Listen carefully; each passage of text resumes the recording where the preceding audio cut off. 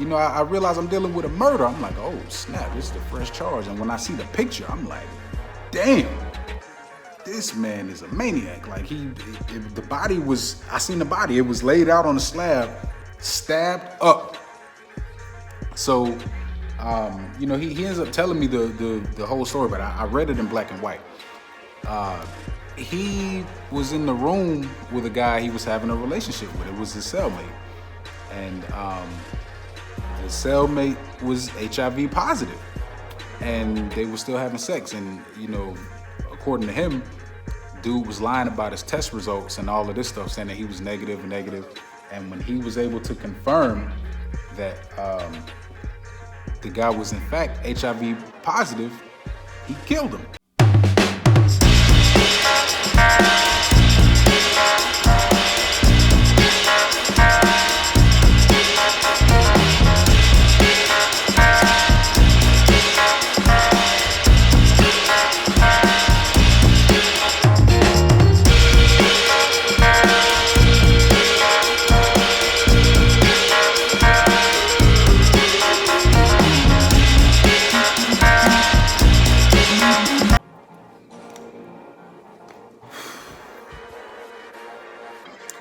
I'm upset. And before we get into today's segment, let me explain to you why I'm upset. And hopefully after I explain this, you guys will understand why I always say the hell with everybody. Why I don't believe in partnerships, why I don't believe in collaborations and all of that. I got wind of some very upsetting news today. Now, I don't know if you guys were able to see the last video that I posted. It got taken down and I tried to re-upload it. But in that video, I was talking about HB 419, where they established a Citizens Oversight Committee for the Department of Corrections. Now, that is a wonderful thing.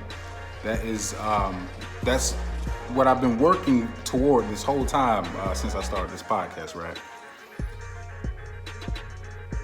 I just found out that they're calling that bill the Florida Cares Bill. The Florida Cares Bill. Now, let me explain to you why that should upset me.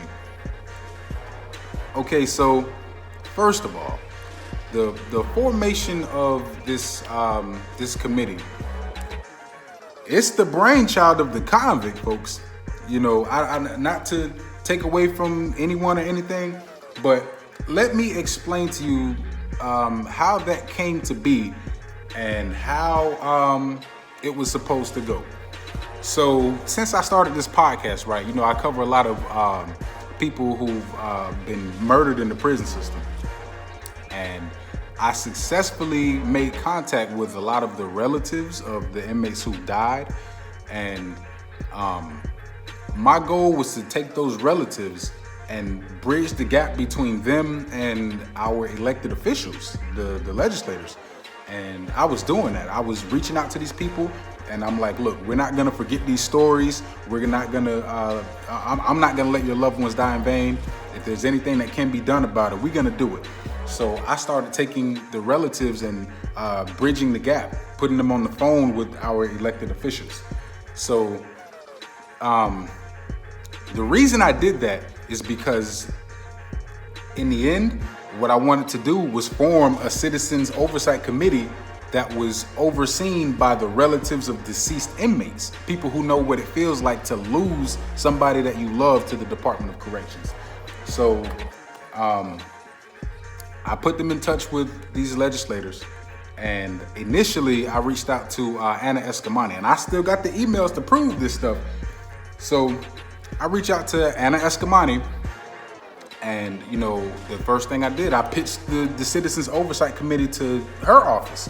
And if you guys remember when I came on here snapping about how they hit me with the political stuff, and that upset me also. So Anna Escamani was the first person I presented this to. She failed the people on that note. So later on down the line, I get a phone call from Diane Hart, right? Now, we talk about inmate abuse in general. And towards the end of that conversation, I say, listen, Ms. Hart, I think we can effectively resolve this whole problem of inmate abuse if we form a citizens oversight committee. And I specifically told her I wanted this to be headed by the relatives of deceased inmates. And she says, young man, that's a good idea. I'm gonna give that some thought. I'm currently visiting the prisons, looking into the prisons, and I think I'm gonna do that. So she asked me, she was like, okay, would you like to be on board? Would you like to be on the board for such a committee? I'm like, sure, why not? She says, do you know any other former inmates who would also like to be on board? I said, I might. I know a lot of former inmates. I don't know if they want to participate in something like this, but I can ask them. But the first person I suggested be on the board along with me is Chantel Grace, because she was putting in so much work as far as exposing what happened to her brother, Otis Miller. So I'm waiting and waiting and waiting and waiting. Nothing happens. And all of a sudden, later on down the line, this bill comes out, and it's a citizens oversight committee proposed by Diane Hart. So I'm like, wow. I'm only a phone call away. She didn't tell me that, to get ready for this or nothing. There's a press release. I didn't know nothing about it. I get a phone call from Chantel Grace. She didn't know nothing about it. And then all of a sudden, the board is a bunch of people from a nonprofit organization. So I'm like, what? I'm like, wow. As much work as I put in to get the ball rolling on that, there was like zero anything. There wasn't even an acknowledgement that this whole thing came about in a conversation with the family members of the decedents or even with me. So, I can completely divorce myself from Facebook and Instagram and all of that stuff. So I get word otherwise from a different, it got to me a different way that this was being called the Florida Cares Bill. So I'm like, what? So apparently this nonprofit group is taking responsibility for getting this thing in motion. So I'm like, wow, and I'm severely disappointed in the representative. You know what I mean? Like right now, if she was to even call my phone right now, I would decline it. I wouldn't even pick up, because whether it was a blunder or there was special interest or something along them lines, it doesn't matter. You know what I mean? I worked very hard and I did a lot of things people will not do to ensure that this committee was formed, and I was left out of the equation completely. And now it's being a completely different group of people who didn't have nothing to do with it is taking responsibility for it. And it's like, man, that's just grimy. You know what I mean? There's nothing that can be said about that. And I don't even want nothing to do with it at this point. But I figured I'd just let, people like get some insight into this about, like how, special interest can deter things that are being put in motion off of righteousness. You know what I mean? There's no reason that a nonprofit organization should hold claim to something that was specifically designed for the relatives of dead inmates. I put that together specifically for them. You know what I mean? I specifically started this podcast to achieve that goal. Yeah, that was the whole reason I even started this podcast, because I felt like in order to cure the disease that I diagnosed in the Department of Corrections, this abusive culture, what better way to deal with that than to have victims who and family members are victims. You know what I mean? Victims of this abusive culture oversee that same culture. That was the end game, and it ended up playing out like this. And that was really disheartening, man. Because and for the families who I've contacted, I sincerely apologize for that.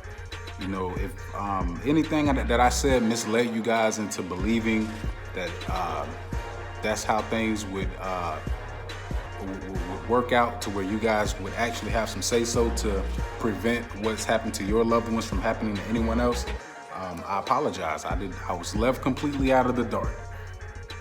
I did the best that I could, and I was betrayed. And other people, got in where they fit in. People play to win. You can't play to be righteous no more. You know what I mean? And you can't expect other people to have good intentions. I read a statement from Alicia Keys that I remember from when I was a teenager. I read it in a magazine. She said, you won't be disappointed in people if you stop expecting them to be what you want to be. And I want people to be righteous. You know what I mean? I want people to be real. I want people to be straight up. And it just don't go like that no more, folks. And it's a good thing that the committee exists, but it's just sometimes it's all in how you do things. You know what I mean? And I'm disgusted with the way that this transpired, because I believe that there's a completely different agenda now. I'm not going to speak on it because I don't want to bring any ill will to the formation of this committee, but it's deplorable, man. Messing with them Democrats, folks. But it is what it is. And it's starting to feel like everybody hates Mud. You know what I mean? Like everybody hates me, I just keep getting robbed. Like, I'm a genius. You know what I mean? And is it any surprise that geniuses go crazy all the time, folks? I mean, really, it's always the most brilliant people. But it is what it is. What I have to do now is not only do something better, but I have to assume an authority. I'm still making up my mind on whether or not I'm going to run for office. But either way, I have to put something solid together to where there are no cutthroat people involved, where there are no shady politicians involved. You know what I mean? Where there's no politicians involved, period. You know what I mean? I have to finish the goal. I've already crossed the Rubicon, folks. And there's something greater. And I'm going to keep on going. But with that aside, I just wanted to give you guys some clarity into that. And, it might sound some type of way, but you can ask her. I can show you the emails. I mean, the proof is in the pudding. You know what I mean?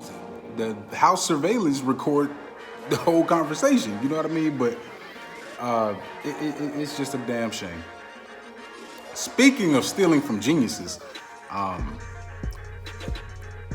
this is another thing. For you guys that watch that show, 23-and-1, stop asking me to go on that show. It's not happening. Get that out of your system, man. I mean, I understand that, that there are a lot of people on YouTube who enjoy the content from the different prison content creators. But, that particular show, I wasn't even going to speak on it again because, I don't even watch it. But the last week, a whole bunch of people have been, suggesting that I go on that show. And it's like, man, y'all must not have been here from the beginning. That's a non-starter. You know what I mean? But, since he's been brought up and since everybody keeps suggesting that I go on this show, I actually went to see what was going on lately. And look what he's doing. I'm the first person y'all ever seen who hosts a show with a prison background on YouTube. And this guy has 500,000 followers, and he's stealing my swag. I mean, I don't mind giving out free game. I don't mind setting trends. I've been a trendsetter since I was 2. You know what I mean? But, he knows I don't like him. Him and the other guy. Remember the guy that sent all of the trolls to the one video where I had him and I had both of those guys in there and I said my piece. I thought that might have been the end of it, but man, y'all got to stop suggesting I go on that show. That is not happening. If you guys enjoy his show, enjoy his show. If you guys enjoy any YouTuber show, you got to recognize there's no middle ground between real and fake. If that's what you like, be all the way fake. And I'm so serious about that. After I make this video, I'm gonna look at my subs And any of you guys who sub to me and him, I'm blocking you. It's that real. You know what I mean? It's just so that, you know, this is not even a question anymore. You know what I mean? It's not that kind of party. You know, and, you know, some of the guys were arguing with me. They came to my channel. I feel like he's sending these people to my channel to get me to ask him to be on the show. Now, what kind of crap is that? You know what I mean? That's just ridiculous from start to finish. And I ain't cut from that kind of cloth, man. You know, you got to start using your head. It's real versus fake. You know what I mean? That's just that. It's that simple. But you know, and when I tell these people no, I'm not going on that damn show, they get upset with me and they start accusing me of being racist. I don't want to do the show because he's white. No, it's like, man, it ain't got nothing to do with none of that.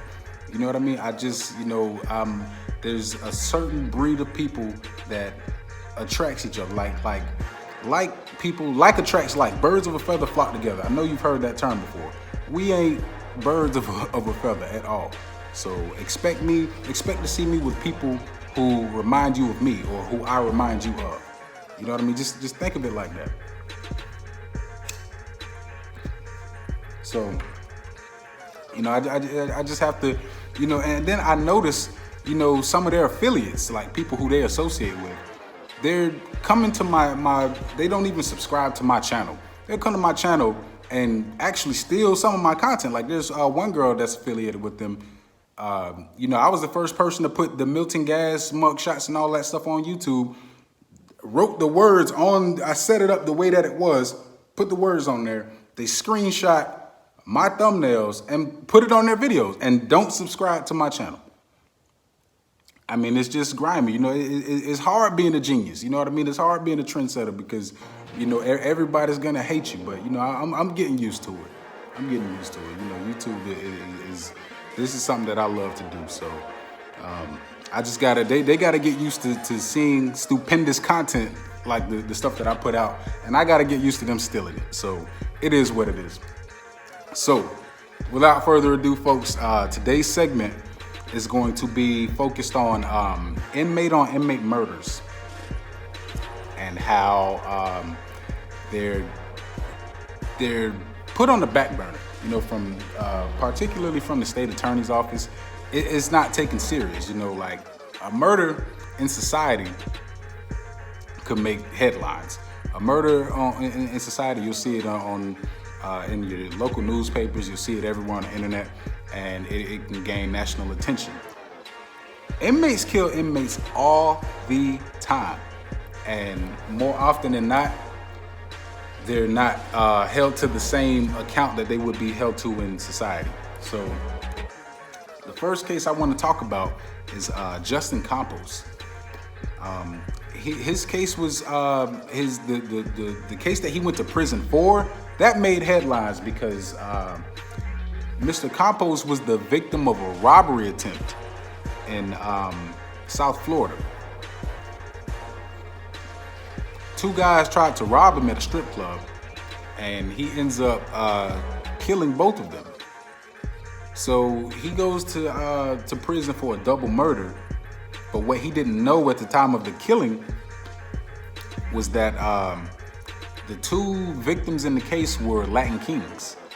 And if you know anything about the Florida prison system, the Latin Kings are the most powerful, most organized, and the largest organization operating in the Florida prison system.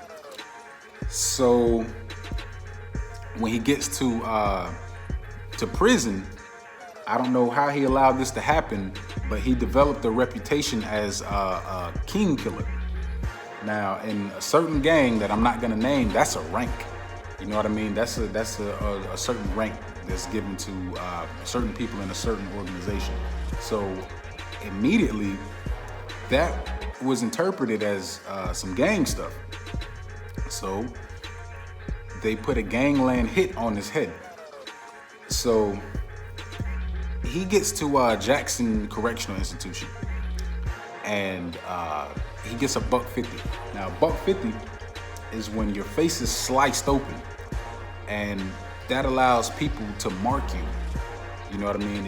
If you have a slash in your face in prison, people know you're either an informant or you're somebody who needs to be investigated, or you were a gang member who was X'd out, and now they have to look back into your background to see why you were X'd out and if further action is required, right? So they succeed at marking this man. So the Department of Corrections, they offer him protective management, and he declines. So, most inmates are gonna decline protective management because it's essentially like being on CM. You know what I mean? It's restricted, but you're safe. You're gonna be there with other people who either have high profile cases or they were correctional guards who ended up going to prison, or you're gonna be around a bunch of people who they're in danger and they're not gonna be around the general population. He declined it. So after his face was slashed, they transferred him to Madison. So he gets to Madison Correctional Institution, and word gets out that, he was the guy known as the King Killer. So there was this guy named Flacco. He was a Latin king, and he had a reputation for handling business on behalf of Latin kings. All right, so Flacco sets it up to where he's attacked in his room. So he and his roommate, they're in the room, and the Latin kings just come barging in. They make the roommate get out, and as the roommate's running down the stairs, there's another group of Latin kings waiting on him there, and they hold him there, pretty much like they hold him hostage. They're saying you're allowed to leave the room, but you're not going any further than this. So while the roommate's out of the room, they're in there assaulting this man. They're stabbing him up, they're beating him down, and in the course of this homicide, which eventually turned out, this assault that eventually turned out to be a homicide, he's struggling. So Campos digs his nails into Flacco. And of course, it gets the skin underneath the fingernails. So, when it comes to forensics, they're gonna be able to tell who the attacker was. So Flacco, they stab this man to death. They kill him, and they put his head inside of the foot locker. And Flacco gets on the top bunk, jumps from the top bunk, and slams his neck inside of the foot locker. Like he jumps on top of the foot locker to where he was trying to sever the head off. So Flacco gets up after they kill this man, and he comes back with a shampoo bottle filled up with bleach, and he's trying to clean up the crime scene. He's getting all of the skin and all the stuff from underneath his nails, and he pours bleach on the body. And they leave out of the room. Now his inmate was this young white inmate, and they tell him go into the room and bust the water sprinkler. And they did this so that all of the evidence would be flushed out of the cell, like all of the blood and anything that connected them to this homicide. And the roommate, he goes into the cell where his cellmate is in there dead. He stands on top of the toilet, and as he's busting the water sprinkler, he pees on himself. He urinates all over himself, and his DNA got mixed up into the crime scene to where he almost got charged with that murder. So, he didn't do nothing. They just they set it up to where he had no choice other than to incriminate himself. So Flacco sustains a injury during this whole melee, and they actually make it out to the rec yard. The Latin Kings get up out of there. They go to the rec yard, and they start playing a basketball game. And as they're playing the basketball game, Flacco fakes like he got an injury, and he tries to make it look like he hurt himself playing basketball to justify the injury that he got during this homicide. So what was so crazy about it, after they killed this man, everybody goes back to the dorm and regular normal operations. Everybody in the dorm knows this man just died. And the Florida Department of Corrections is infested with snitches. That tells you how strong the arm of the Latin Kings was in there, to where, and especially at Madison, to where Nobody said a word about it. Like, nobody said anything about what just happened, and the whole day was carrying on like nothing happened. So where they made the mistake, they had the body in the room and all of this stuff, and an officer by mistake counts the dead body as alive, and it messed up master roster count, and it had people thinking that the police were in on it and all of this stuff, and it just blew all the way out of proportion. But I'm not gonna get too get into the specifics of what happened as far as how the conspiracy theories involved with that and everything. Long story short, all of the Latin Kings get hemmed up. They get implicated in it. Once they get Flacco, the inmates start telling God on Jesus that he was involved. Everybody gets hemmed up, and they get charged with this murder. Now, as gruesome as this homicide was that I just described to you, Flacco ended up being the only one essentially convicted of the actual homicide, right?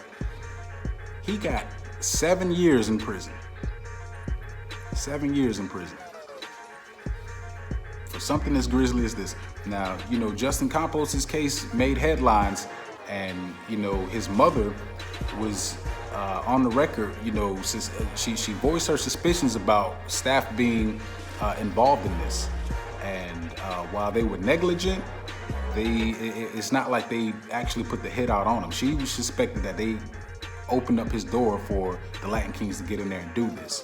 And that wasn't the case. They just had it very organized in there.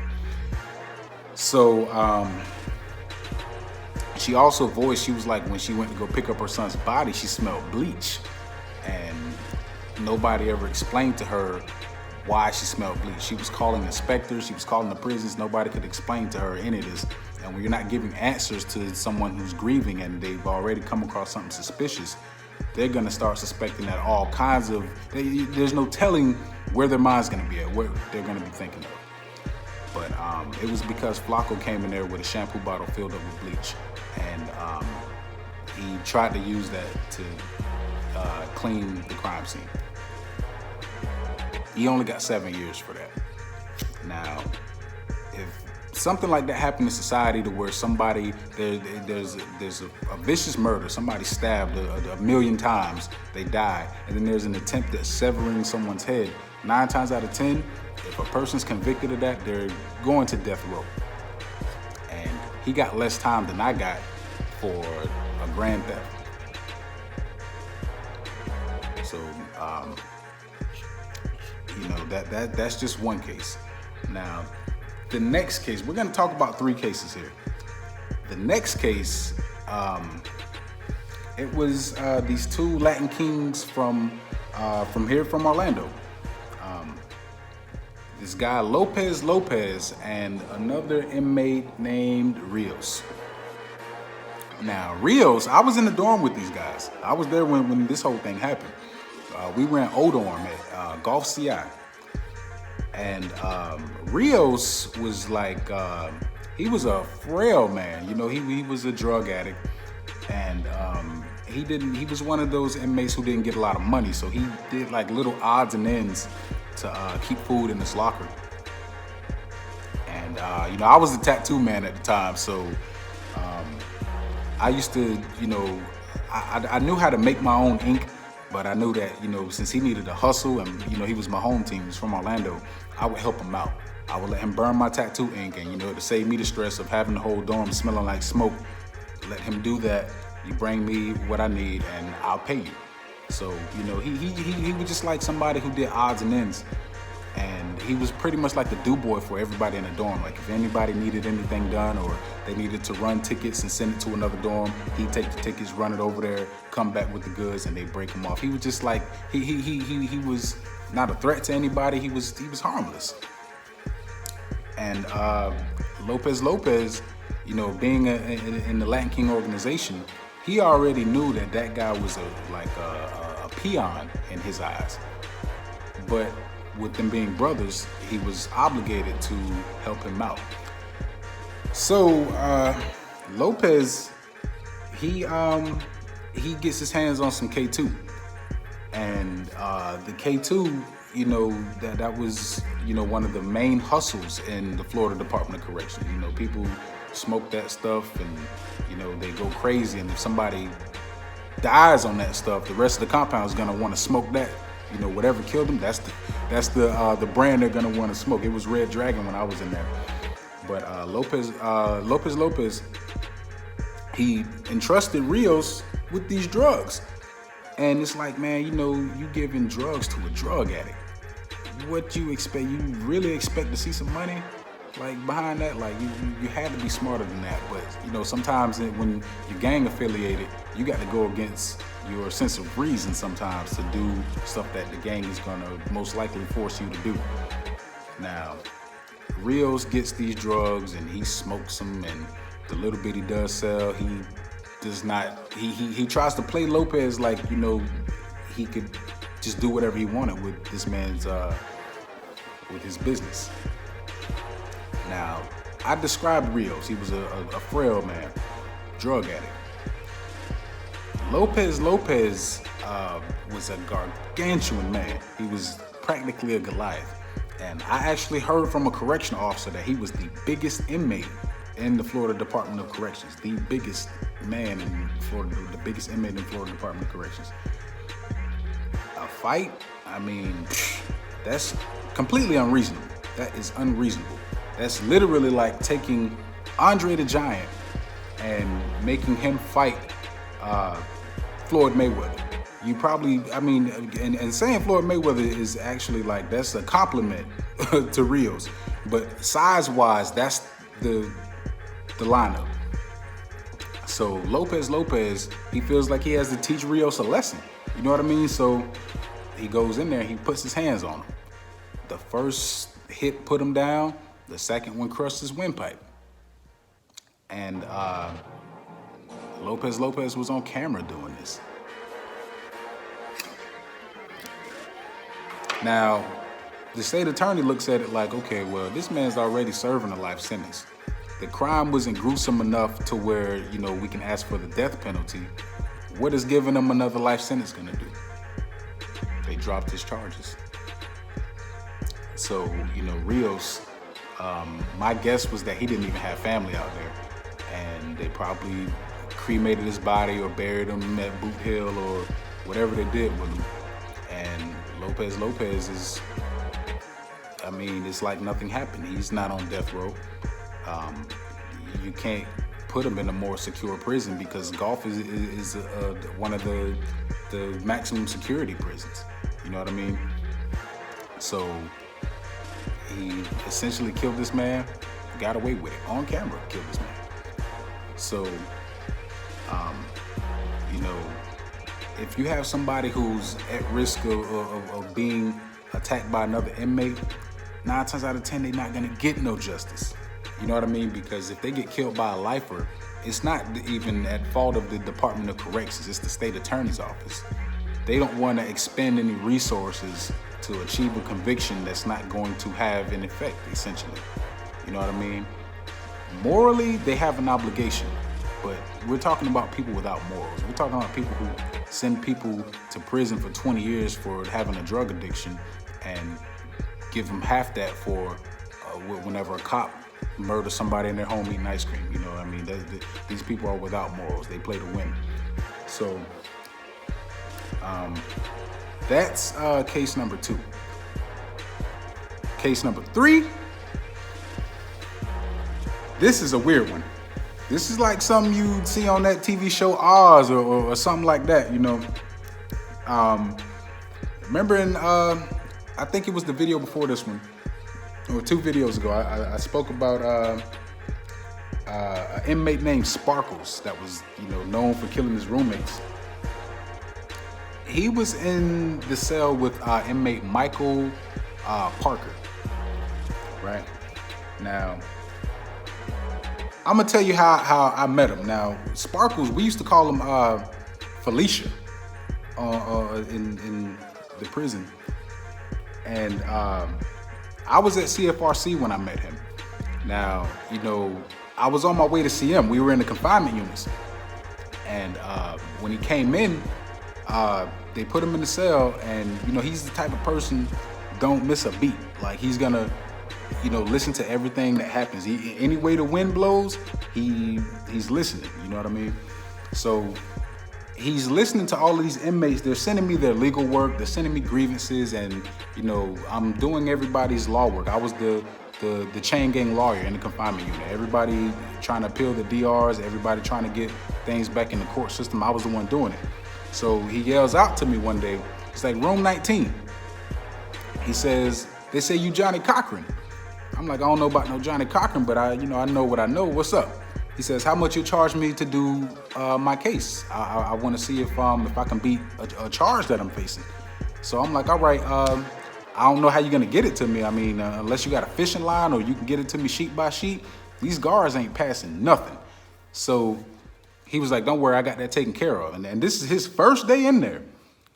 Next thing I know, a correctional guard comes to my cell. I'm in there by myself. He comes to my cell, unlocks the food flap. I'm thinking I got legal mail or something. He throws all of this man's legal work in my room and locks the flap. I'm like, damn, he got a CFRC confinement officer to pass his legal mail? He's a convict. So, with him being able to pull that off on his first day, I knew, I was dealing with somebody who knew the ropes. So I'm looking through the legal work, and I realize I'm dealing with a murder. I'm like, oh snap, this is the fresh charge. And when I see the picture, I'm like, damn, this man is a maniac. Like the body was, I seen the body. It was laid out on the slab, stabbed up. So, he ends up telling me the whole story, but I read it in black and white. He was in the room with a guy he was having a relationship with. It was his cellmate. And the cellmate was HIV positive. And they were still having sex. And, according to him, dude was lying about his test results and all of this stuff, saying that he was negative. And when he was able to confirm that the guy was in fact HIV positive, he killed him. Just stabbed him up. So while he's stabbing this man up, the correctional guards pop open the flap and they spray him with chemical agents. That doesn't stop him. He's still just going. And they spray him again and they get him in the face. That didn't work. He stopped when he was ready to stop. So, he killed this man in there, and they pull him out. They take the knife away from him. They get the body up out of there and everything. The guards, they know why he killed him. They know this whole thing was about him infecting that man with HIV. And they charged him with a murder. That murder charge was reduced to aggravated battery. And he got 10 years for that. And according to, from what I understand, that 10 years was ran concurrent with a 12-year sentence that he was already serving. You know what I mean? So you have to think about that. From the grisly attack on Justin Campos, where he was stabbed up, head placed in the locker, head almost severed, body doused with bleach, to this frail man, Rios, crushed by this gargantuan man, Lopez Lopez. And this guy just stabbed up in this crime of passion. None of them got more time than I got for a grand theft. A nonviolent crime. And you're talking about vicious murders. So I just wanted to, shed the light on that. Homicides in prison don't get the attention that they deserve. And the convictions are always disappointing. Now, mind you, when they catch inmates with cell phones and they catch inmates, just, having contraband in the prisons, they get charged and get similar sentences. So what is an inmate's life worth post-conviction?